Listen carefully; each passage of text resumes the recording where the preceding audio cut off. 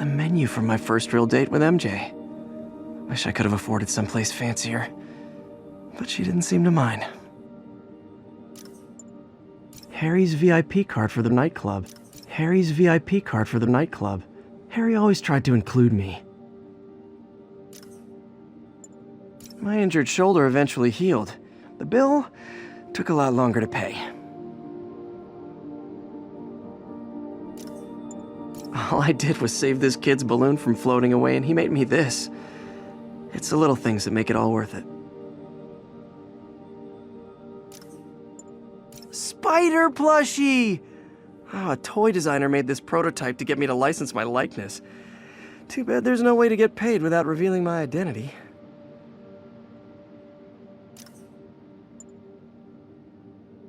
Maybe this'll help me balance work and a personal life, if I ever find time to read it.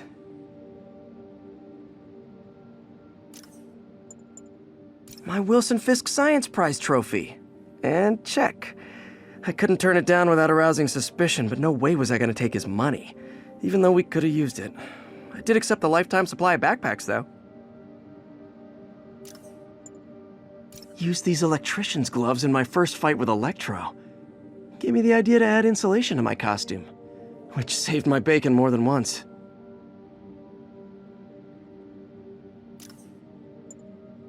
My ESU ID badge from my semester as a teaching assistant. Didn't have time to stick with it, but I could definitely see teaching again someday.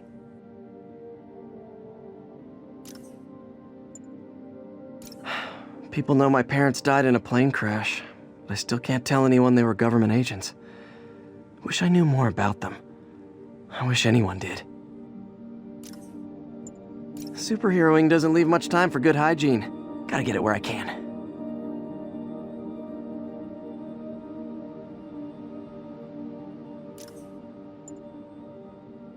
I bought this used graphing calculator at a pawn shop. Stopped working in the middle of a trig exam. You get what you pay for.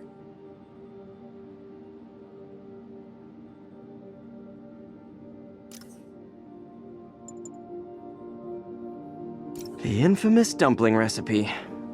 Should have come with step 10, try not to burn everything in MJ's apartment. Aunt May's recipe for wheat cakes. I could never make it work on my own.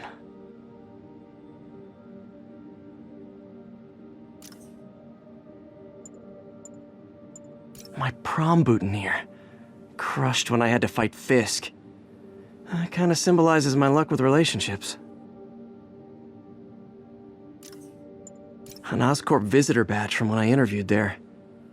Would have paid well, but Dr. Octavius offered the chance to really make a difference. Funny, my fear of heights didn't go away when I got my powers.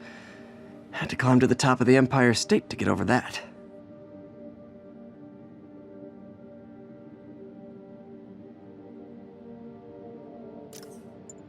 My underarm webs.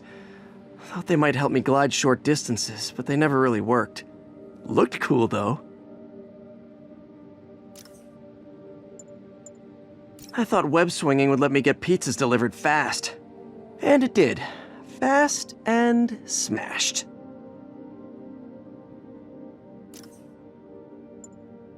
Hey, my Mark I web shooters. Managed to improve the storage capacity a lot since then, but the basic design's still the same. Tried mixing up a prototype web fluid at Oscorp while Harry had his internship there. Didn't work. That place has always been bad luck for me.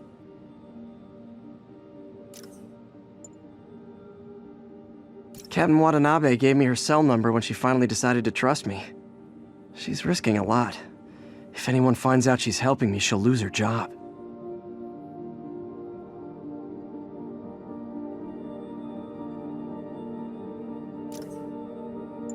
Fisk beat the hell out of me with these.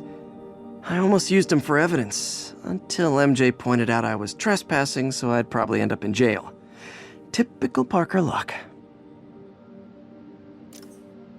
I could never give this prototype spider tracer enough range to be useful, but I did adapt the tech into my web traps, which really come in handy. My thesis paper on neurotechnology.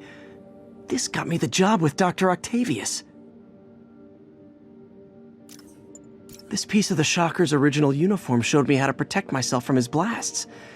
Of course, they always upgrade, don't they? Oh! Oh, man! I meant to wash this gym shirt 6 years ago! P.U. Never finished this application for the coffee bean. Would have paid more than what I'm doing now.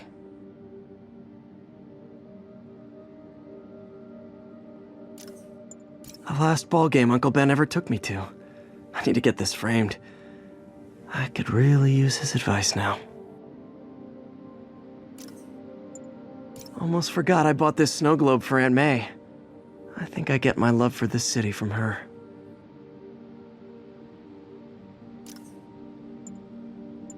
Rhino almost killed me until I broke this chip off his horn and figured out what his costume's made of. Still wasn't easy to beat him. My back still aches just thinking about it. When MJ and I applied for this lease, I thought we'd move in together. Instead, we broke up. I can be pretty oblivious sometimes. The jammer I whipped up to jam Vulture's wings. Too bad he improved them after that.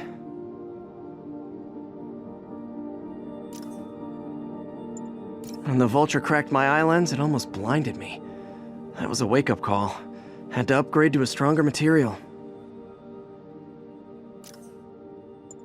With this vial of the lizard's blood, I was able to mix up a cure and turn him back into Dr. Connors. Too bad it didn't last. Got some good parts from this old cell phone. Wonder what I could accomplish with a real budget, instead of dumpster diving.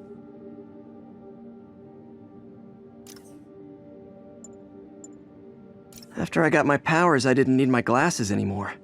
Told everyone I got laser eye surgery with money from the Fisk Science Prize.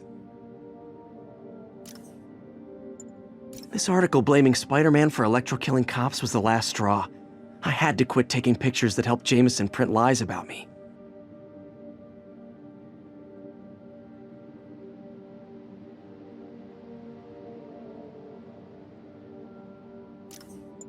Took a bullet from the cops back when they thought I was working with Electro. Good thing textbooks are thick. Too bad they're also expensive. MJ wrote this article in the school paper about student protests. She was a heck of a journalist even then.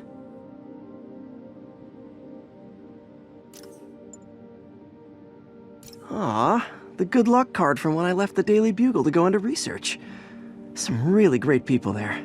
And Jameson.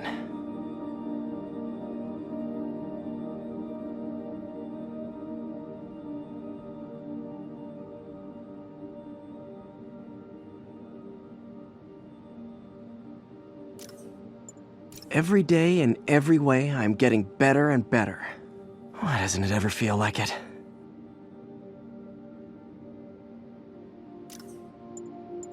One of these days, I'll work out a fabric that warps sound and light waves. A stealth suit would really come in handy. Supposedly, Fisk made his fortune selling these spices. I mean, they're good, but not that good.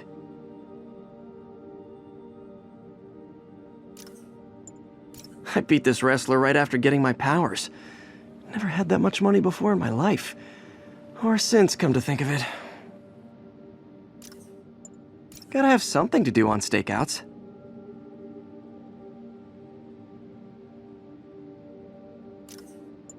Hey, my first camera. I got this at a yard sale. Still uses film.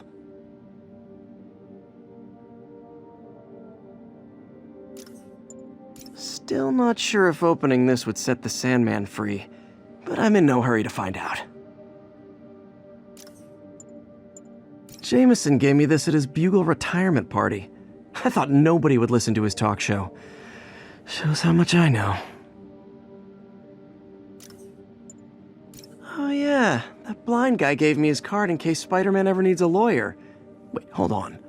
If he's blind, how did he know I was Spider-Man? A spider signal! Cool idea, but Any light source that made it bright enough was also way too hot. Someday, though. This piece of Mysterio's helmet gave me ideas for my eye lenses. Go ahead, sue me, fishbowl head.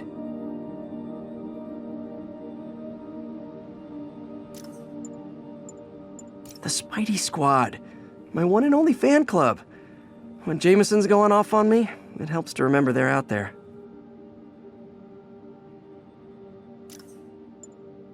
Wish I knew who made this comic about me. Kid's got a future.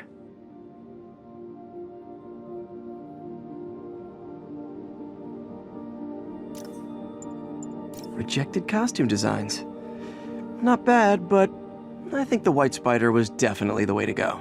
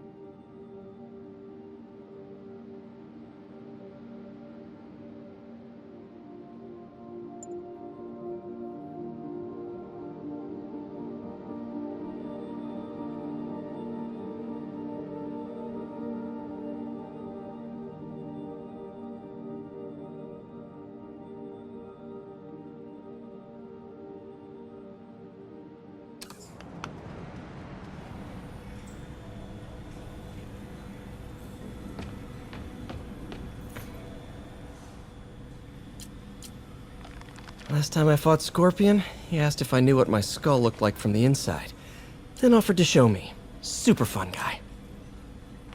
Huh. Electro was the first legit superpowered villain I fought. Till then it had been regular guys in fancy suits. Electro was a big change. Big change. Gonna miss that humorless grimace. Mob enforcer turned walking tank. Rhino's racked up enough property damage to destroy Manhattan 3 times over.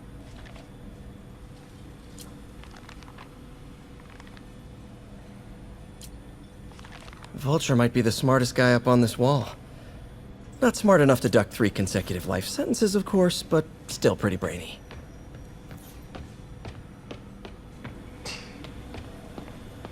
Doc's the smartest man I know. And now he might be the most dangerous.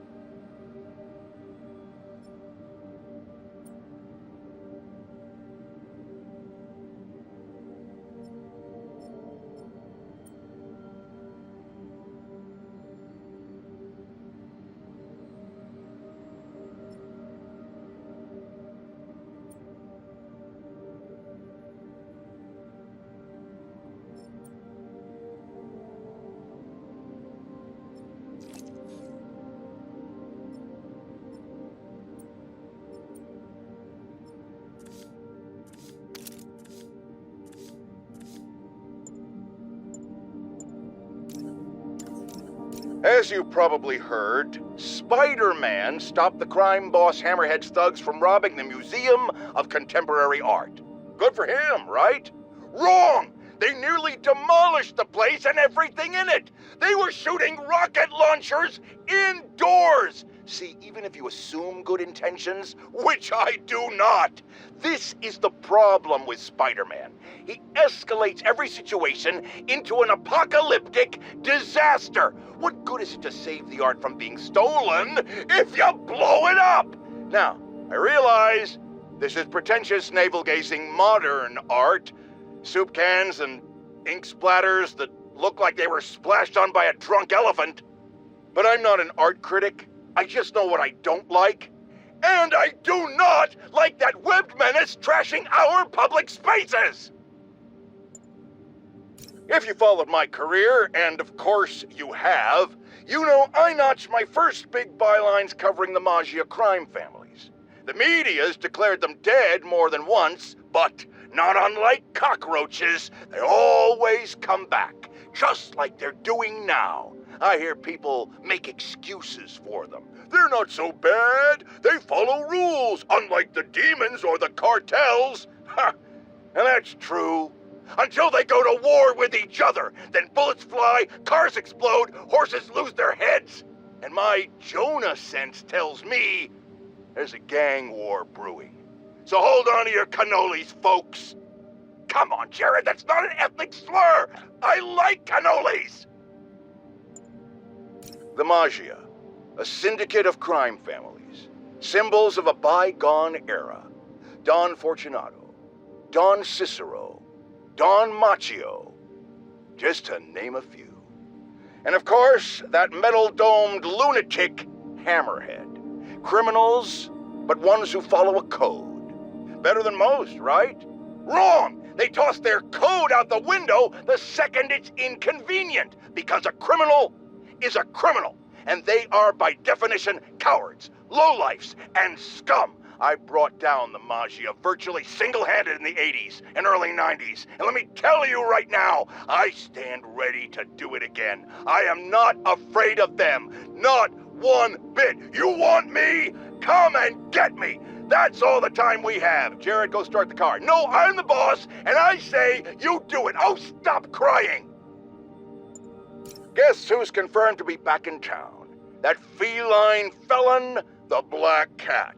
Seems she led Spider-Man on a merry chase before getting away. Ever notice how that happens a lot with him and her? Funny how he can hold on to a dinosaur man or a human rhino with no problem, but a mere slip of a girl gives him so much trouble. Look, it's not that long ago when I was a young man myself, I get it. And I said a gams, a shapely derriere, a few batted eyelashes, and a hormone-addled youth can easily get hornswoggled, which is exactly why Spider-Man has no business handling this. Leave it to the professionals. We have lady police officers now. Maybe this is a chance for them to prove they're as good as men, which, I have no doubt about, but there are less forward-thinking people out there. The internet's rife with footage of Spider-Man chasing the Black Cat across the rooftops. And apparently, there are hordes of young people cheering them on. They're called shippers. No, that has nothing to do with boats. It's short for relationship. As in, they really want Spider-Man and the Black Cat to be together romantically. Or they really don't. And they have quite intense arguments about it. Flame wars, I believe, is the term. You know, in my day, we didn't have time for flame wars about shipping. You know why? Because we had jobs. So here's J. Jonah Jameson's public service announcement to our youth. You're into shipping? Join the Navy! Bar fights are nothing new in this town. But the one that cleared out the Blackwing Tavern wasn't just your typical beer-fueled brawl. That particular establishment has, let's say, alleged ties to the Maggia. And guess who was right smack in the middle of it? Spider-Man and the Black Cat. At this point, I think it's fair to ask, who is on whose side here? Are Spider-Man and the Cat working for rival Maggia families? Or the same one? Or, and remember, I always think 10 steps ahead, are they starting their own family? Huh? Huh? Huh? It would explain a lot about why Spider-Man, who clearly has no respect for the law, takes down criminals. Less competition for him and his gun mall floozy. We might just have Bonnie and Clyde in spandex on our hands. You youngsters won't recall, but there was an earlier Black Cat. A criminal from the old school. And of course, like everything else these days, they had to reboot it with a woman. Now, no one loves women more than J. Jonah Jameson. In a respectful, non-harassing way, of course, I just think this new Black Cat is a bad example for our young ladies. The original stole and took his chances. He didn't try to convince us he could be a good guy like this Jezebel did, remember? She ran around playing the crime fighter until it became clear she was stealing from the very crooks she arrested, which proves the point I always make: a black cat cannot change its spots. I know they don't have spots, but you get my meaning. Wait. Jared tells me black leopards do have spots. You just can't see them. I was right after all. Ha!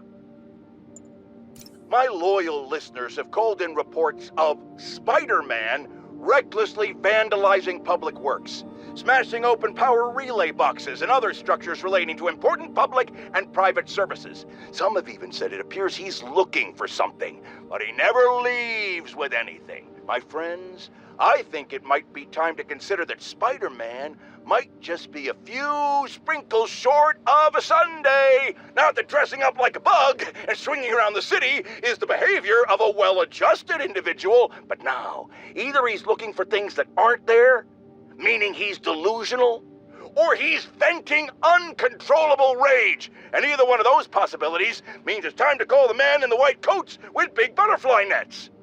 That's still a thing, right, Jared? What do you mean it never was?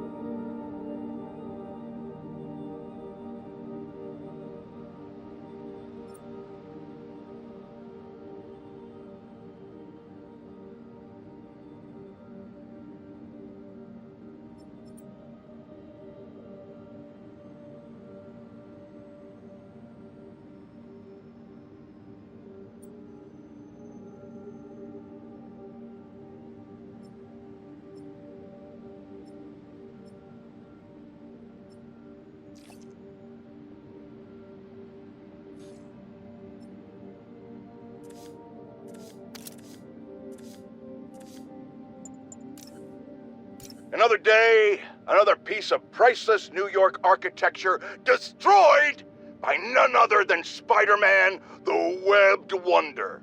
Was the Harlem Sanitarium in the best condition? No. Did the doctors there at one point commit horrible atrocities against their patients? Probably. Does that mean we should let spandex-suited vigilantes swing willy-nilly through a piece of our history? I think not. It is our duty, nay, our responsibility to maintain these shameful monuments to our past, because that's the America that I call home. Like I said to my doctor when she recently told me to calm down, I won't, and I'll tell you why. I'm certain the police could have handled whatever petty argument was going down at the sanitarium without the destructive force of the Webhead's wacky weapons. What say you, New York? We're here to talk about a hot-button issue today, folks, and that's crime boss Hammerhead. It turns out that petty argument at the Harlem Sanitarium was actually a Magia smackdown against this flat-topped flop. But here's the thing about Hammerhead, valued listeners. He might be an unhinged, rampaging cop killer who my assistant Jared keeps calling a beta, for reasons that I'm certain must be shark-related, but he has some interesting ideas. What's so wrong with pining for the good old days? Hammerhead wants to bring New York back to a time where people didn't get offended by everything, and spiders were just bugs you killed in your apartment, and I didn't have to take blood pressure medication. Now, if we could just stop him from destroying the city and its citizens in the process, wow, that would be great. Today, on Just the Facts with J. Jonah Jameson, the Magia are turning the streets of Manhattan into a gang war. Why, you ask? Because nobody listened to me when they had the chance. If we just cleaned up the city, returned to our collective senses, and run Spider-Man out of town, not necessarily in that order, then a psychopathic crime boss wouldn't be wrecking New York in some misguided pursuit of that same goal. Look, Hammerhead's impulse to take us back to a simpler time before any of us had heard of web shooters isn't wrong, but his methods are obscene. Attacking the police, terrifying citizens, the man gives simpler times a bad name. Like this infernal sodium-free beverage I'm being forced by the medical establishment to drink for my health gives soda a bad name. And meanwhile, where's our city's so-called savior, Spider-Man, in all this? I need to lay down. Friends, our streets are safer than ever before, thanks to the tireless efforts of the swinging spectacle, Spider-Man.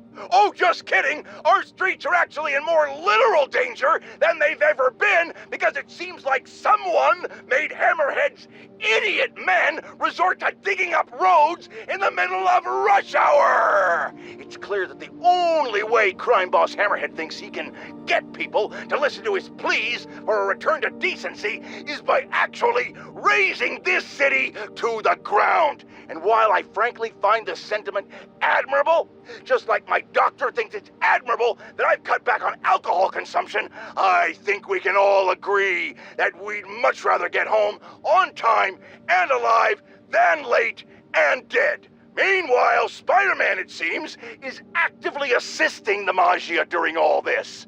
Spider-Man or Spider-Mob? You decide. First of all, I'd just like to make it clear that I am perfectly capable of running this show alone and absolutely know how to work this computer by myself. Shut it, Jared, I'm getting to it. But you, loyal listeners, should know that I choose not to. I'm getting to it. And that's why I have decided, of my own accord, that's enough, Jared, to bring my assistant, Jared, back to the Just the Facts with J. Jonah Jameson operation. And to apologize to him on the air, which is what I'm doing now. Right now. And are you serious? Are you really doing this right now, you little... And to give him a raise. Tune back in soon for more Just the Facts with J. Jonah Jameson. Now, typically, I don't like to trash talk other... Who put this note here? What's a content creator? That means nothing, Jared. Those are two meaningless words that put together make one meaningless phrase, Jared. What I'm trying to say, listeners, is that I don't speak ill of other extremely famous and influential New Yorkers like myself. But we need to get one thing straight.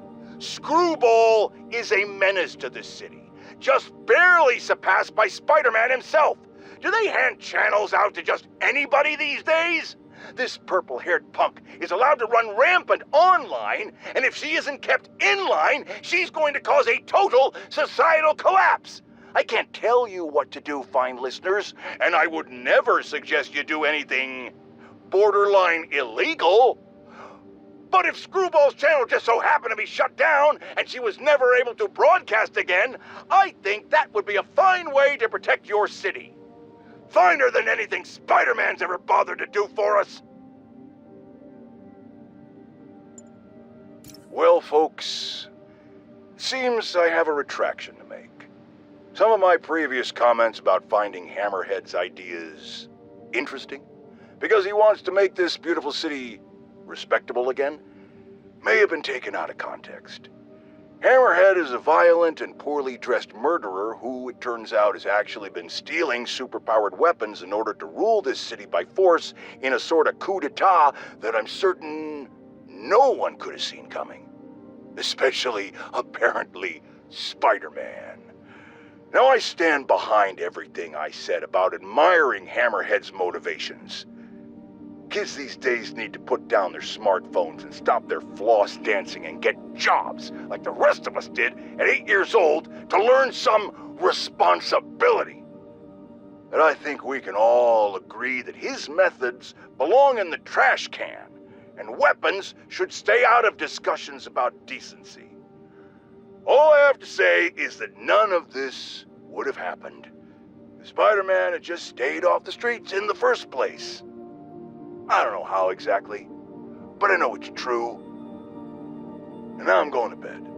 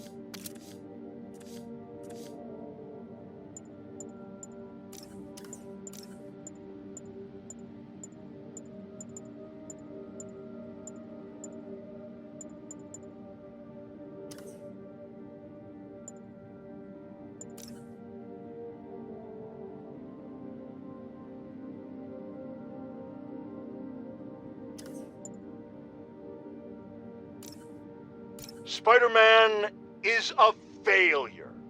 You might think this would make me happy, and to some extent you'd be absolutely right. But today, I am tired. Tired of all the senseless violence continually afflicting our streets, which that mass menace failed to put an end to. He failed to stop Hammerhead and his men, who are now using stolen Sable International weaponry to wreak more havoc than ever. And speaking of Sable, Miss Abuse of Power herself is back in New York, this time aboard some kind of fancy schmancy gunship. Where was that when the city was cowering under the terror inflicted by Martin Lee and Otto Octavius, huh? Collecting dust in a Symkarian warehouse? It's a shame she and Spider-Man couldn't have done us all a favor and just taken each other out. Folks, we need to talk more about this live-streaming egomaniac Screwball. It's bad enough her show features and glorifies that narcissistic webhead Spider-Man, but her shows, if you can even call them that, are putting hard-working New Yorkers in harm's way just so she can gain followers, whatever that means. Can't you see her ridiculous stunts are nothing more than a desperate ploy for attention? Come on, folks, you're smarter than that. By watching her shows, you're literally hurting yourselves. So, you ask, what should we do instead, Jonah? Here's an idea. Tune into my show instead. The only thing I'll hurt you with is the truth. Damn, that's a good line. Write that one down, Jared. Let's use it in the next promo. It turns out traditional media isn't dead quite yet. Not that any of my listeners ever had a doubt. They're used to getting world-class content on a regular basis. But I'm, of course, talking about Screwball and her live-streaming band of bandits finally getting yanked off the air, or the web, whatever. The point is, we can all once again rest easy knowing we don't have to live in constant crippling fear of the awful sound of a so-called internet personality spewing nonsensical acronyms into the Ethernet. Internet. Whatever. How is this for a meme, Screwball? Goodbye! What do you mean that's not a meme? Of course it is. I just made it one. No, Jared, I said I wanted crushed ice, not... What do you mean we're live? Oh. Haha! Listeners, brushheads, Stop me if you heard this one before. Spider-Man just chased a bunch of thugs through the streets, putting citizens in danger and leaving millions in property damage in his wake. And this time, he had a little help from a certain silver-haired vigilante who turned the financial district into her own personal shooting gallery with a flying death machine. But that's not the worst of it, folks. Oh no. What could be worse, you ask? The traffic, the gridlock. It was so bad that yours truly missed a very important dental appointment. Now I have to wait 6 months for the next opening. How many other people miss dental appointments because of this? Dozens? Hundreds? Thousands? Which of course leads us to the obvious conclusion. Spider-Man causes tooth decay. Reports are flying in about an incident in Midtown involving, you guessed it, Spider-Man. It's the same old story, same old menace. But here's a terrifying little wrinkle. My sources tell me that the Maggia crime boss Hammerhead has now gone, and I quote, full cyborg. First we have robotic octopuses, and now a meched up Maggia? Whatever happened to the good old days when criminals would just put on a dime store mask, stick their finger in their pocket, and try to rob a bank? Oh right, Spider-Man happened! Today is a fine day in New York City. At long last, Hammerhead has been taken down for good, cyborg parts and all. I will even give Spider-Man and Silver Sable an ounce of credit. They did, after all, land the final blow. However, while the mainstream media trips over itself to heap lavish praise on these vigilantes, allow me to give you a dose of facts. Hammerhead would have never gotten this far had it not been for Silver Sable leaving behind all her gear in the city. And don't get me started on Spider-Man stoking the fires of a gang war and forcing a decorated police captain into administrative leave. So sure, they cleaned up the mess, but they were also the ones that made it. This is it, folks. This is the big one. I finally have proof. For years, I have asked my dear listeners to send in photographic evidence to prove, once and for all, that Spider-Man is directly linked to the very criminals who plague our city. And finally, one brave anonymous caller has delivered the goods. We have clear photos of Spider-Man standing in the immediate vicinity of caches of humanitarian aid.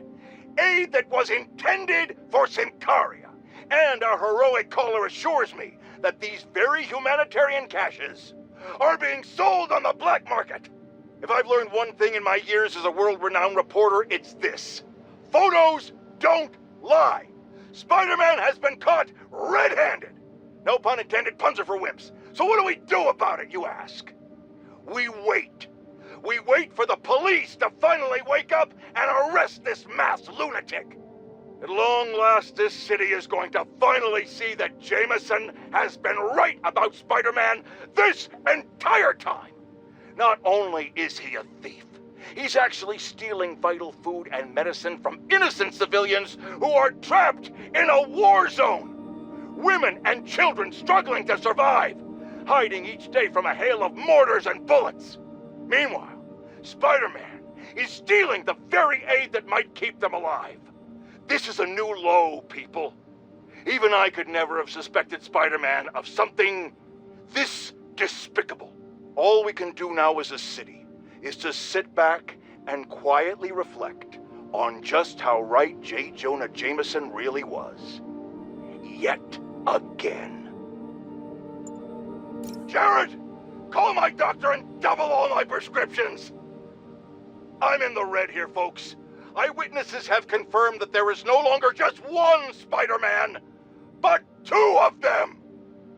I mean, one is bad enough, but I'm having a hard time dealing with the idea of multiple menaces swinging through our beautiful city. It's just... Jared, I might be having a heart attack.